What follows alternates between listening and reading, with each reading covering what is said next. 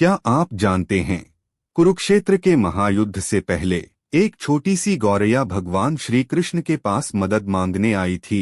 युद्ध की तैयारी हो चुकी थी, रथ सज चुके थे, ध्वज लहरा रहे थे और धरती पर विनाश की आहट थी। तभी एक छोटी गौरैया उड़कर कृष्ण के रथ पर बैठी। उसकी आंखों में भय था। वह बोली, हे प्रभु, मेरा घोंसला यहीं है, मेरे छोटे छोटे बच्चे हैं, युद्ध शुरू होगा तो सब नष्ट हो जाएगा, मेरी रक्षा कौन करेगा? कृष्ण मुस्कुराए। उन्होंने स्नेह से कहा, डरो मत, तुम 3 सप्ताह का भोजन एकत्र कर लो। गौरैया चकित थी, युद्ध तो कुछ ही दिनों का होगा, फिर 3 सप्ताह क्यों? पर उसने प्रभु की आज्ञा मान ली। कुछ समय बाद कृष्ण ने अर्जुन से कहा, सामने खड़े उस हाथी पर बाण चलाओ। अर्जुन ने बिना प्रश्न किए अपना गांडीव उठाया और बाण चला दिया। बाण जाकर हाथी की गर्दन में बंधी, घंटी को छू गया। घंटी टूटकर नीचे गिरी और सीधे गौरैया के घोंसले पर आकर टिक गई। किसी ने ध्यान नहीं दिया, पर कृष्ण मुस्कुराए। युद्ध आरंभ हुआ। 18 दिनों तक धरती कांपती रही।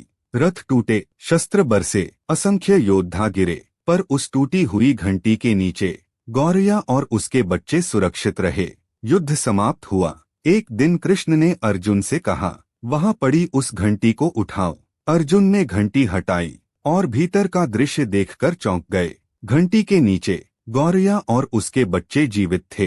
अर्जुन ने आश्चर्य से कृष्ण की ओर देखा। कृष्ण मुस्कुराए और बोले, युद्ध केवल मनुष्यों का नहीं था, मेरी दृष्टि हर जीव पर थी। यह कथा हमें क्या सिखाती है? ईश्वर की करुणा केवल वीरों के लिए नहीं, सबसे छोटे जीव के लिए भी होती है। कभी कभी जो घटना संयोग लगती है, वह ईश्वर की योजना होती है। अर्जुन का बाण विनाश का प्रतीक था, पर उसी बाण ने जीवन बचाया। तो अगली बार जब जीवन में संकट आए, तो याद रखिए, ईश्वर की लीला अद्भुत है। वे वही करते हैं जो हमारी रक्षा के लिए आवश्यक होता है। जय श्री कृष्ण।